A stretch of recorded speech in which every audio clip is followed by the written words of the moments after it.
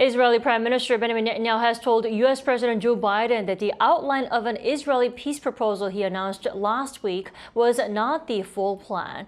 Under the pressure from ministers in his coalition government, Netanyahu told his critics that there would be no peace until Hamas is destroyed. Our Shin Ha-young has the details.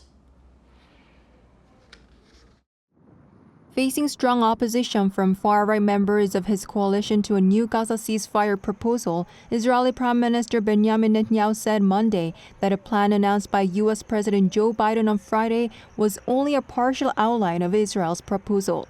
President Biden said Israel had proposed a three-phase plan that includes a partial and then complete release of hostages, as well as a phased withdrawal of Israeli troops. However, Netanyahu emphasized that the war would continue until Hamas is eliminated. We are working in countless ways to return our hostages. We have gone the extra mile to bring them back. But during this action, we have maintained the goals of the war, and primarily the elimination of Hamas. In response to Biden's announcement, Israel's Minister of Finance and the National Security Minister threatened to resign and topple Netanyahu's coalition government if he went ahead with the plan. The U.S. State Department countered increasing Israeli criticism of Biden's remarks by stating that the plan was ultimately an Israeli proposal.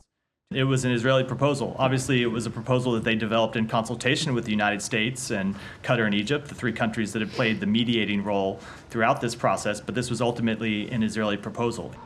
According to the White House, during a phone call with Qatar's emir on Monday, Biden affirmed that Hamas is the only obstacle to a complete ceasefire and confirmed Israel's readiness to move forward with terms he set out last week.